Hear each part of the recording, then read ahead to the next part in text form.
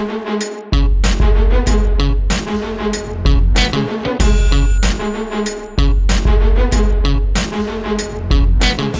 Malarchuk was a Canadian ice hockey goaltender for the NHL from 1981 to 1992. He survived a life-threatening injury in 1989 when another player's skate blade sliced his carotid artery and jugular vein, causing immediate massive blood loss. As an opposing team member skated down the rink toward the goal, he was blocked, sending his skate blade flying toward Malarchuk's unprotected neck. As blood started to spurt out onto the ice, all Clint could do was try to keep pressure on the wound. Even the commentators were utterly disgusted at the sight of it, imploring that the cameras turn away from the injured player. Malarchuk lost 1.5 liters of blood, and it took doctors a total of 300 stitches to close the 6-inch wound.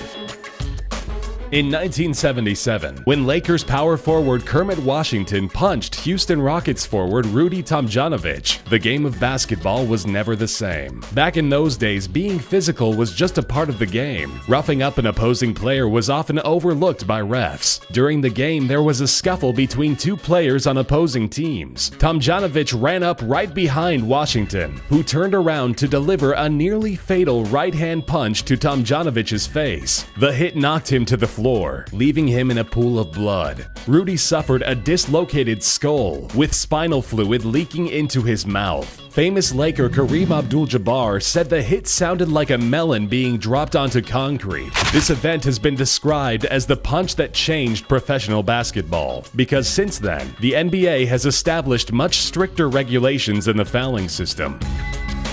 In 2013, University of Louisville basketball player Kevin Ware landed awkwardly after attempting to block a three-point shot. As he came down, his leg bent the wrong way and totally snapped. He suffered a compound fracture to his right leg, which left the bone protruding several inches out of his shin. Players on the bench all shuddered at the sight of the injury, while some others were unable to watch. While lying on the floor of the court, Ware repeatedly said, "I'm fine, just win the game."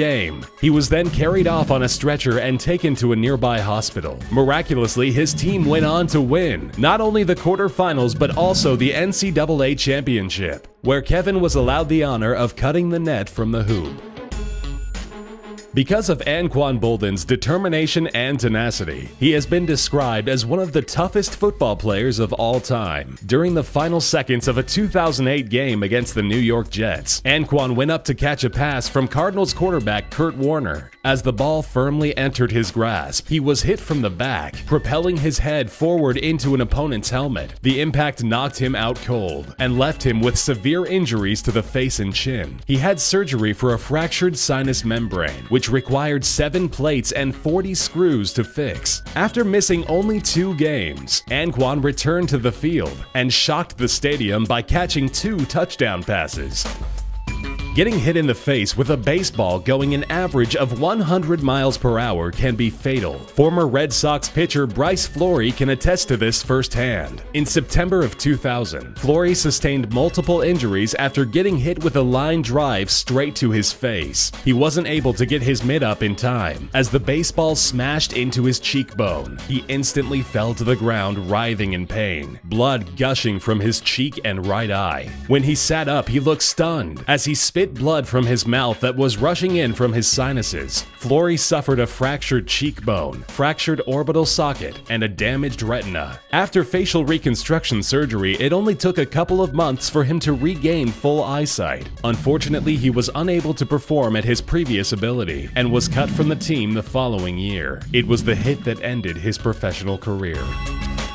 There's no doubt about it. Soccer is one of the most dangerous sporting events on the planet. When players are running at each other at full speed, the odds of injury are at an all-time high. One of the wildest injuries happened in 1981, when Avod Lenin suffered a huge laceration from an opposing team member. As the two men collided, Lenin's thigh was slit open, resulting in a deep wound of about 10 inches. The cut was so deep that fans could see the bone exposed through the muscle tissue. Although a gash like this should cause a player to shudder in extreme agony. Lenin was overcome with anger about the incident. Struggling to stand, he got up to vent his frustrations at the other team's coach. He rushed over and started screaming at the team manager, blaming him for instigating the foul by encouraging his players to be overly aggressive. After 23 stitches and 2 weeks of recovery, Lenin was back in action on the field.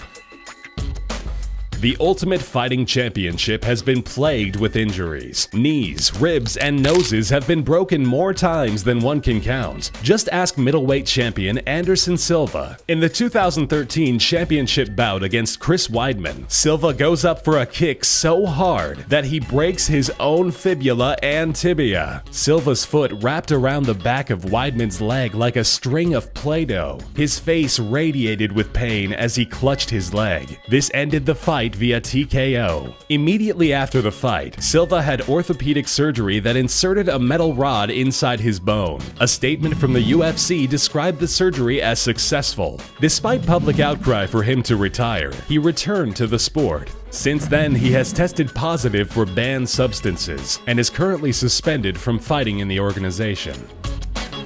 Downhill skiing is one of the most dangerous sports in the world, and sometimes fatal. Professional skiers put their lives on the line every time they make their way down the slopes. Austrian retired alpine skier Matthias Lanzinger knows this from experience. In a 2008 World Cup Super G run, he loses his footing coming over a hill and crashes into one of the gates. After hitting the ground at a high rate of speed, he becomes unconscious. His lifeless body tumbled down the slope, twisting and spiraling until he slides into a boundary fence. The accident all but destroyed his leg as he was airlifted to a hospital. Due to inadequate circulation below the knee, his leg was subsequently amputated.